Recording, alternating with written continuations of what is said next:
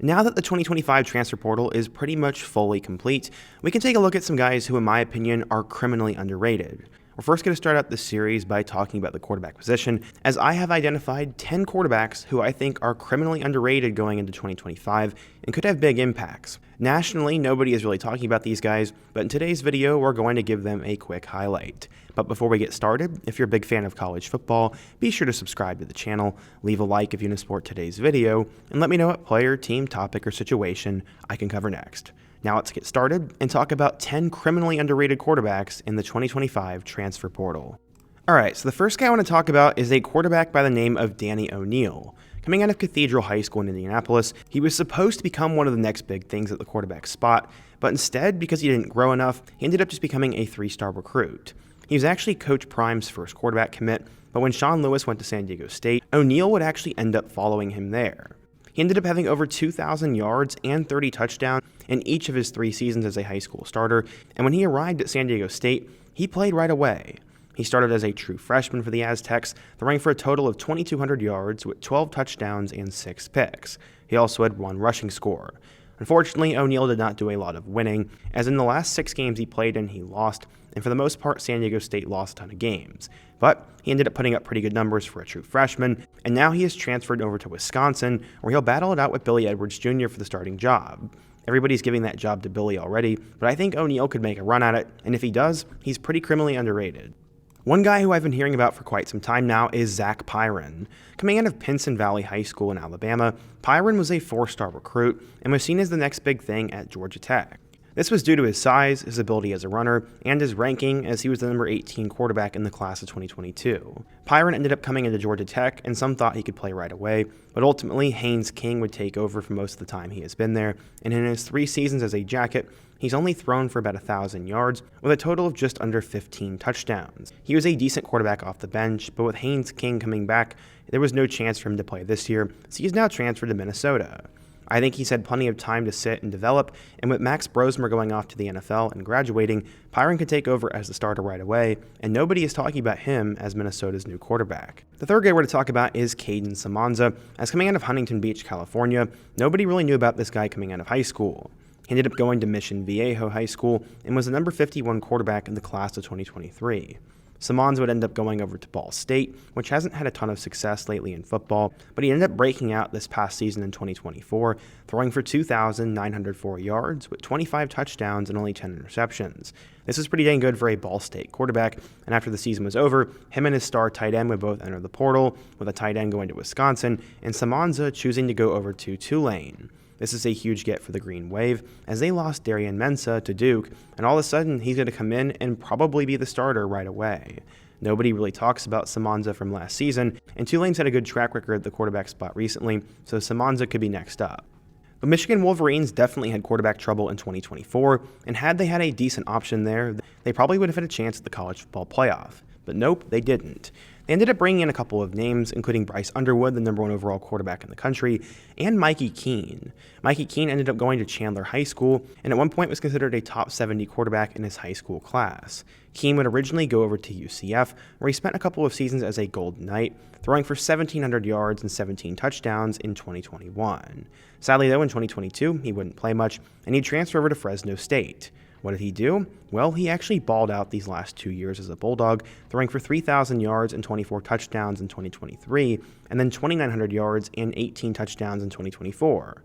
If you do the math, that's nearly 6,000 yards and nearly 40 touchdowns, and Keane will be bringing that experience and that talent to Michigan, who right now is banking on a true freshman. While everyone assumes Underwood's going to start because of his $10 million price tag, it would not surprise me if Keane makes a real run at the starting job due to his experience and Sharon Moore's desire to win. Speaking of guys who are truly criminally underrated, I have Pierce Clarkson as our next option. He's not even ranked inside the top 100 transfers at the quarterback spot for 2025, but at one point coming out of St. John Bosco High School, he was the son of a famous quarterback trainer, and he became a 4-star recruit.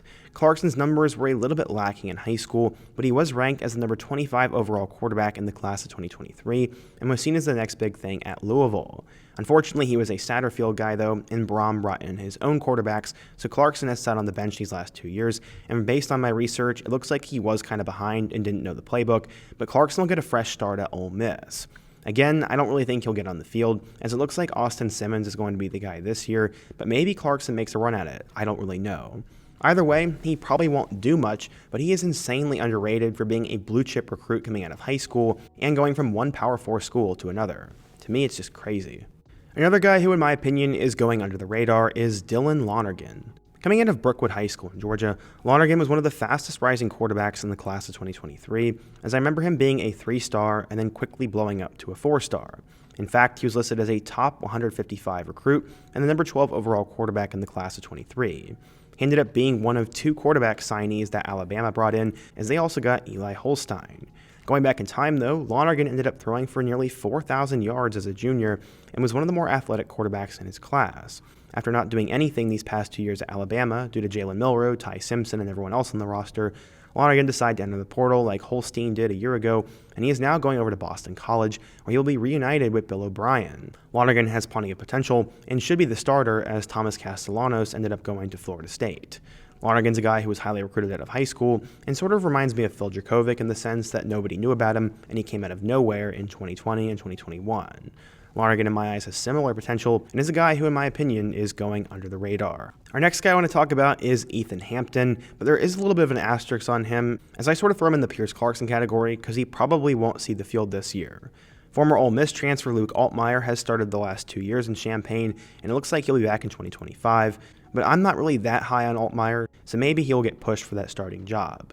But I want to talk about Ethan Hampton. Going back in time, Hampton came out of the state of Illinois and was not a very high-ranking recruit.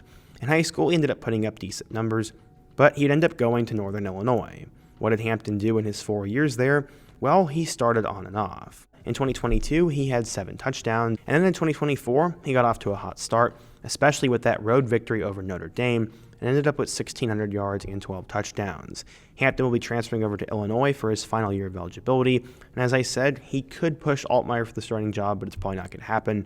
But I still think Hampton's underrated and has a lot of potential, and maybe they can get the most out of him this year. One of my favorite things to joke about on the channel is the 15th year quarterbacks, and that was Alan Bowman last year. Bowman has one of the most ridiculous stories in college football, and who would have thought that Alan Bowman would not get any better in 2025 after doing pretty much nothing his entire career?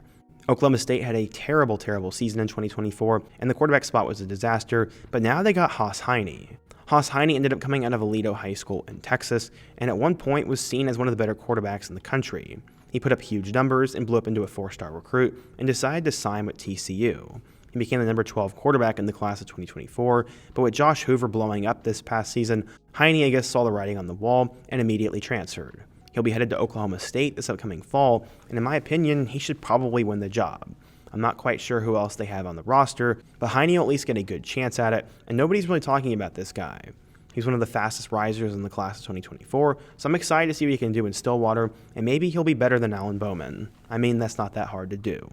Okay, so these last 2 guys, in my opinion, are in a category of their own, as the first one is Preston Stone. Coming out of Parish Episcopal School in Dallas, Texas, Preston Stone was one of the top quarterbacks in his high school recruiting class after putting up ridiculous numbers in high school. He ended up having over 13,000 yards and 145 touchdowns. Schools such as Bama, Florida, Georgia, LSU, Miami, and Texas all wanted Stone, but he'd end up going to SMU. This was one of the biggest commitments in Mustangs football history, and Stone would arrive with a ton of hype. After backing up Tanner Mordecai, Stone took over in 2023, throwing for 3,200 yards with 28 touchdowns.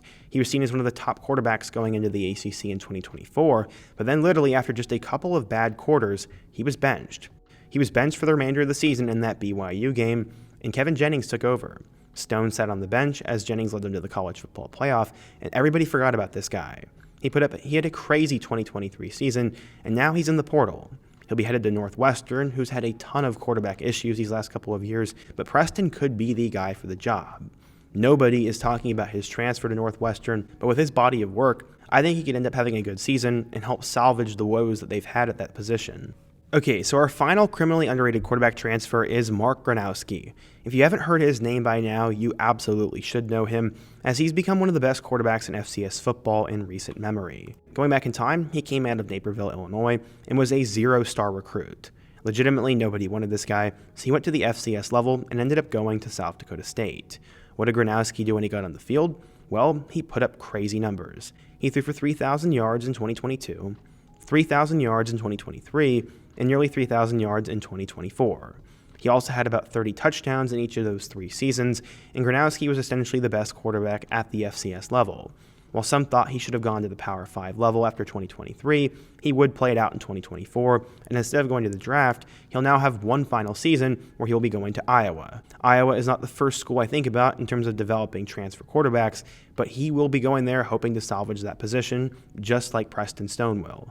Unfortunately, there's a humongous asterisk on Gronowski, as apparently it has been revealed that he'll be undergoing surgery, and he may not be able to throw a football until June. Based on that and Iowa's offense, this could end up blowing up in Gronowski's face and be a disaster, but I still believe he's criminally underrated. I mean, this guy put up insane numbers at the FCS level, and Iowa was the school he ended up at. I thought he could have gone bigger than them, but we'll just have to wait and see what happens. So yeah, today we talked about 10 quarterbacks who in my opinion are criminally underrated in this year's portal, and some of them will play, and some of them won't, and some will be good, and some won't. But for now, that's just my ranking.